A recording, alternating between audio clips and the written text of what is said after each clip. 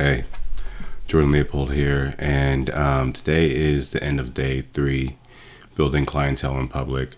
I made a video earlier and posted it on YouTube and didn't post it anywhere else because I'm having issues with LinkedIn, and X can take time because you have to keep the screen open for it to load properly. But yeah, things are still in motion. Again, a lot of foundation building. I'm taking the tortoise approach to doing this. The build in public approach that I'm taking is rooted in startup know-how and methodologies. It's not rooted in what you might see on YouTube and stuff like that, where it's folks trying to make just random consumer apps to put on the App Store and hope that they make money somehow. This is more intentional. I'm trying to build a B2B SaaS company, and B2B is a lot harder than consumer. The sales cycle is a lot longer, which means that the user experience has to be airtight in order to provide enough value for another company to be like, yeah, we're going to leave Salesforce, HubSpot, Monday, or whatever, Pipedrive, whatever sales tool that they're using, and use clientele, right?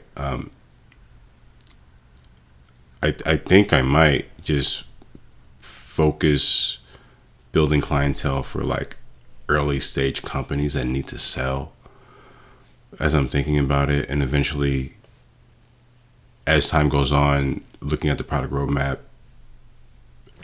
develop the platform for it to handle that capacity of a client, of a Salesforce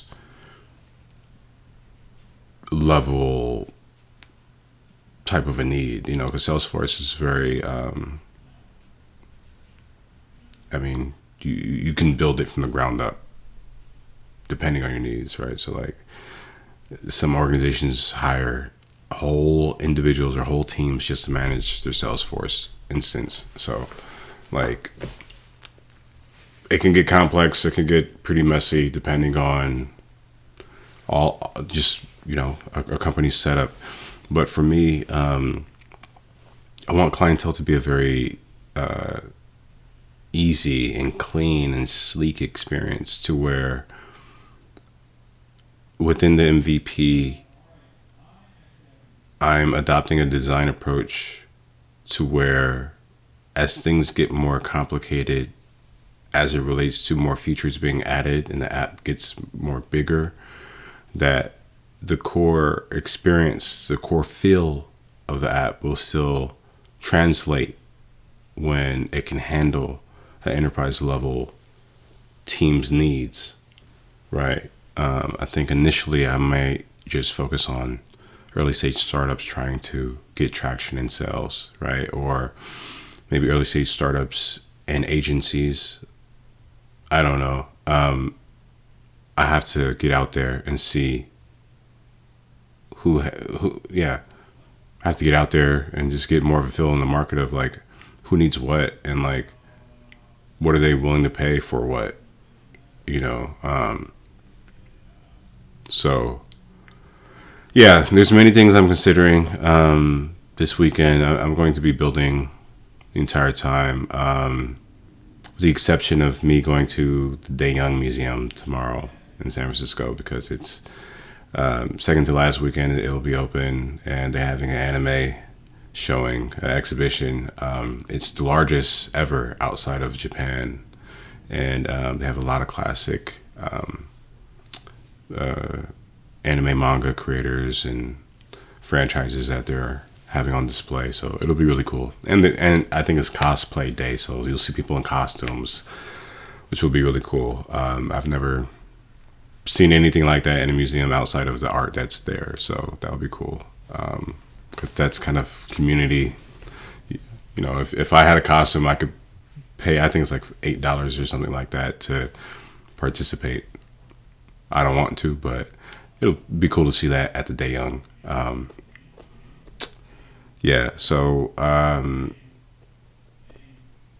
Building in public is fucking scary. I'm doing this though. I'm not doing this to look good or anything. I'm going to look bad. recording videos and posting them is a self-humiliation ritual. I have a all or nothing relationship with social media. I'm either completely on it or I'm completely off of it. And it's because I don't like being on social media. I don't like the pressure of expectations and just having to keep up with the persona. You know what I mean? But if I am on social media, it's for some value to be produced. I'm not just one to be on it to consume. If I'm going to be on it, I'm going to be doing something of value, right? And so this is me holding myself accountable by having you all see what I'm doing and me having a window into it, creating voluntarily schadenfreude, and you all, schadenfreude is German for pain joy, essentially the joy somebody gets in seeing somebody in pain or fail or just suffer or whatever, right? So it's like seeing your crush reject your competition. It's like, yeah, guy, yeah, you don't have access to her. Maybe I do, right? And it's, that's just like an example of schadenfreude, right? I know a lot of people are probably looking at me like, Jordan, how dare you think you can just do this? The audacity you have, the hubris, the goal, the cojones. At that point, it's getting to compliments. But anyhow, but yeah, I mean, the whole point of starting a startup is to do risky shit, to change the world, to like change markets forever, right? So I'm not doing this for the fun of it. It's going to be painful. You know what I mean? Startup stories, horror stories. I mean, how large of a graveyard I have seen of like startup companies that came and went. In my 10 years in being here, like, and being a VC, seeing the number of founders I've talked to, and then a month, 6 months, a year, 2 years later, their startup is gone. Do you know how many people are in that graveyard? A lot. So do I want to be in that? No, absolutely not. But I'm leaning on what I have learned in these 10 years and just the level of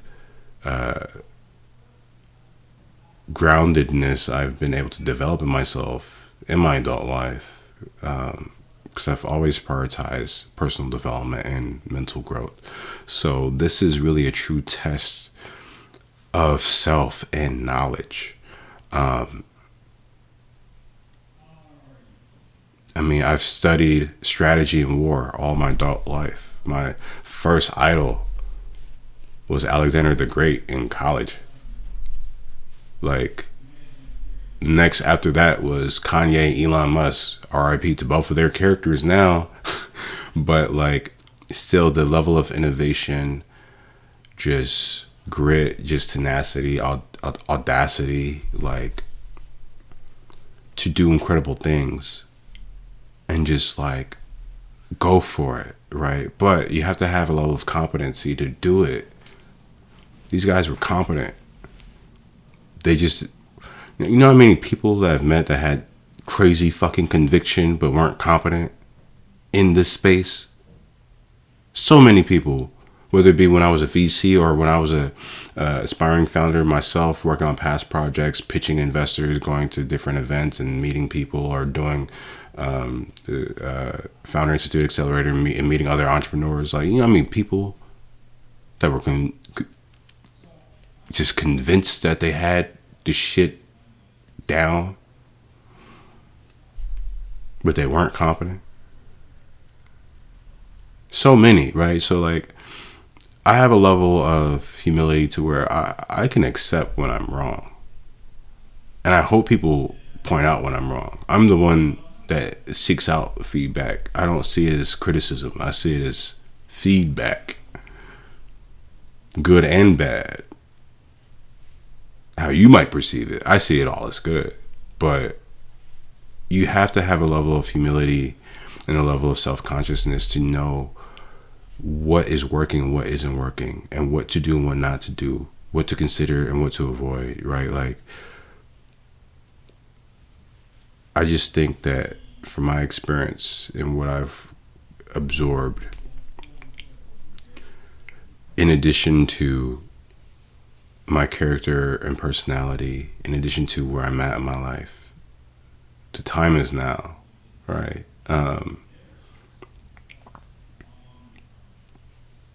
You only have one life to live, so you might as well do what you've always wanted to do.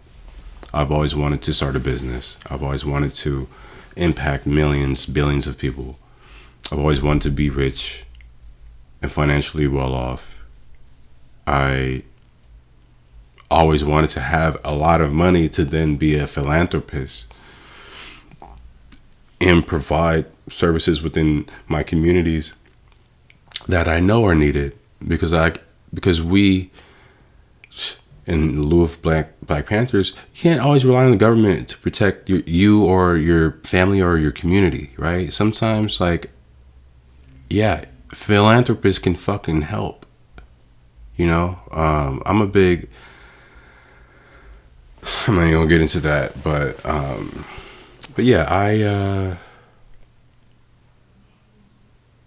yeah, this is going to be a very rough journey. Again, I'm not doing this to look good or impress anybody. I'm doing this to hold myself accountable. I hope those that doubt me continue to follow this journey of mine, because that's fuel. People obviously don't explicitly convey doubt to another, but you can sense it.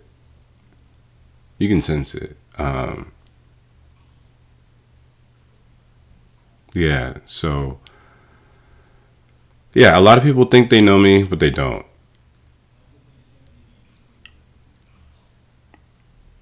I think about big world shit all the time. One of my favorite quotes of all time is from Dune, directed by Denis Villeneuve.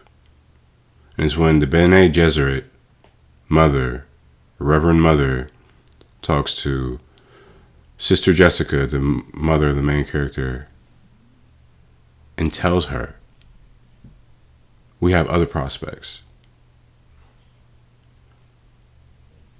We measure our plans in centuries. We measure our plans in centuries.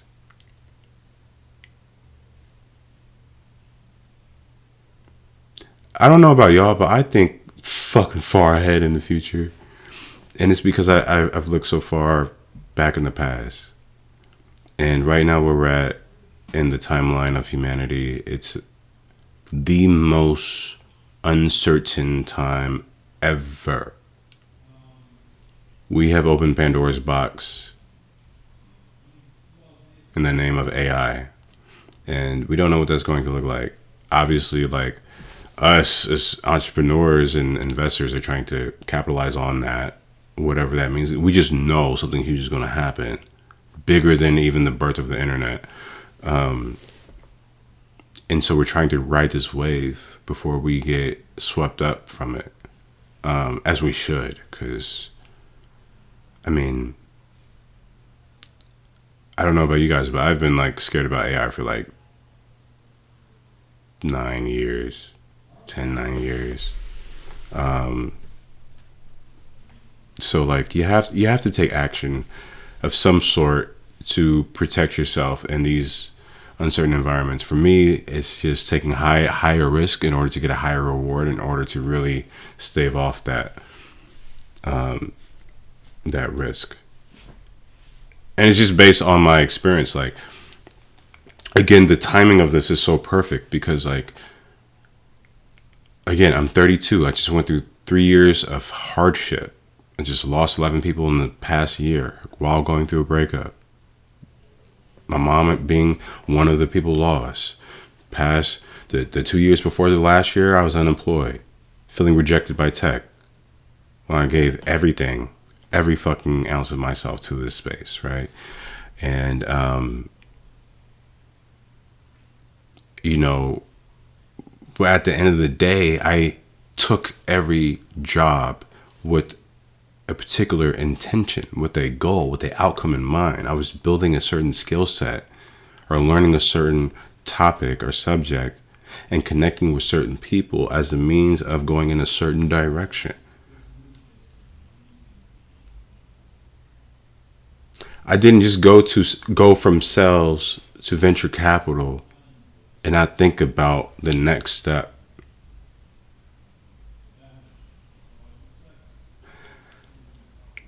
I got out of sales because I wanted to do something more than just make another man or company rich from my efforts. I get a small kickback from that, right? I wanted to actually be the bag holder and allocate funds and spread it around so I can solve multiple problems rather than one.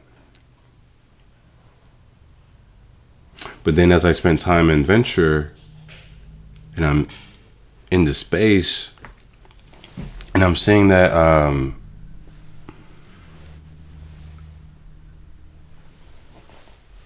sorry, I'm just trying to make this a little bit more I don't know. I feel like I was a little too close up, but now this is me being vain. But during my time in venture and having conversations with investors and founders, investors want to be founders, and founders only respect investors that have been founders. Not only, but for the most part, they will look at you way more highly than if you were a VC that had no founder experience. Way more highly than if you were a VC that had operator experience, and especially way more higher than if you were just a VC, you had no experience at all doing this shit, right? So yeah, for me, yeah, I wanted to be a VC. I wanted to invest in companies, but the ideal VC is a GP or an LP. But LP is like, that's, for me, when it comes to like personal wealth growth, that's like master level of investment. I'm sitting on bag money investment. GP, you can start your own fund, a micro fund, 5-10 million of your own money. If you have a decent exit, and you want to just start a fund, 5-10 million micro VC, you'll be considered. But how do you get that money though? Not working a 9 to 5, you start a company, you take risk, and you get that money. So this is me doing that. This is me taking that risk in order to make the leap from all the knowledge I've gathered in venture, from all of the experience I've gained in sales and business development, all the insight I have gained from product development and design over the years. I'm not technical, but I aim to be. I understand the basis of a lot of technology that works. When it comes to the code, that's where I have to go deeper. That doesn't scare me. Like, I'm the type of person that believes you have to know a little bit of everything, and sometimes you have to know a lot about a lot, depending on what you want to do. And if you're going to start a company and you're trying to scale it to $1 billion valuation and have a workforce under you, jobs, people's livelihood under you, you have to know a lot to sustain that ship. And you have to be balanced. You have to be balanced. You can't just be one or this or that. Like, I've seen it many times where the technical founder is replaced with a business-oriented CEO later down the road, or a CEO that takes the whole ship under because he has bad personality, but he's ultra smart. People know he's off because he's, on the spectrum. So they allow some certain things, but certain things went overboard. There's a certain company that I worked at that I'm referring to, that I'm not going to mention, but yeah, that's in the startup space. Like, for me, you have to have, if you just have to have no fear, but it can't be out of ignorance and out of just fluff. Like you have to have no fear, rooted in the confidence of your experience, of your knowledge, of your network, of your personality. I try to ground myself as much as I can all the time. You can ask any girlfriend I've ever had, dated. I'm always trying to just, you know what I mean? Right now, my reading list for the year, all the ancient religious texts. The Dhammapada, the Bhagavad Gita, the Tanakh, the New Testament, the Quran, the I Ching, the Tao Ching. Like, I'm reading classics, you know what I mean, as a way of grounding myself. 2 years ago, I got introduced to Buddhism, and I started to practice it. I'm not Buddhist, but I practice it. I meditate. I'm mindful. I focus on my breathing. I try to relax. I'm big into psychology and psychoanalytics from Jungian and Freudian, like, psychology. I find fascinating. And so, like, I try to use all of this stuff to ground me. Like, I have a lot of books on business and economics and things like that, but like a lot of personal development stuff. I'm big on philosophy. Stoicism changed my life. It's just when you are in this space and you do this work and you take on an endeavor like this, what other person would you rather have do that than somebody that consumes nothing but this type of stuff? You know what I mean? I've always cared about utility of knowledge, tools, and I always was a collector of things that were of high value. Knowledge and skill is one of those things. Network is one of those things. And so I feel just very fortunate that I have had the life that I've had, because I matured pretty young. At 32, I feel like I know the way, if that makes sense. Like, I don't know everything. I'm not perfect. I have faults. I'm still improving myself in many regards. In some ways, my younger self was better than me now, in which I draw inspiration from. I don't beat myself up about, but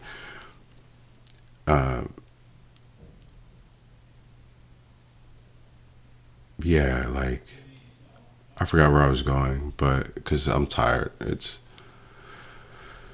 12:40, way past my bedtime, but it's Friday, and I was just working on some stuff.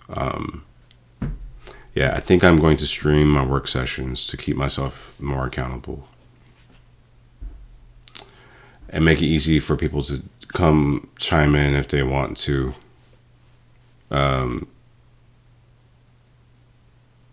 Again, I'm not doing this to impress anybody. I'm doing this to hold myself accountable. I'm doing this to save myself the embarrassment of quitting and not being consistent. I'm doing this to actually see my dreams through. What type of pressure is there than announcing publicly that you're starting a company? Right? And I'm not being loosey-goosey about this, not being lackadaisical or whimsical about this. This is a serious endeavor. First thing I did when putting this all together was reverse engineer a $1 billion exit. Back of the napkin math. Reverse engineer a $1 billion exit. And determine what ARR I would need in order to hit that valuation, what multiple, at what ticket size, at how many clients do I need in order to hit that ARR, in order to hit that valuation. You know, there's a lot that I have thought about and processed. And again, for my time and venture, I'm very conscious and cautious. I'm very aware, just period. I'm very lucid. So I try to make sure there is no stone not turned, no stone unturned. I'm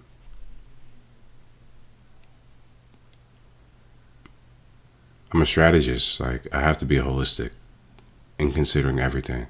This is war. This is war. So, yeah, it's time to mobilize. So, but yeah, that's my little talk for today. Day 3, yeah, foundation building.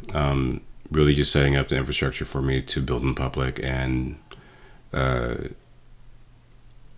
hold myself accountable. Just developing systems. I pretty much past couple of days put just like the product development stuff and design on pause. Just a lot of thinking, a lot of mental prep. So yeah, next week is going to be a lot more action. Week after that is going to be a lot more action. I'm planning out what everything is going to look like. I'm developing a timeline to hold myself accountable and to have certain targets to reach. So it's gonna be a lot, but we're gonna do it, and we're gonna do it with grace. We're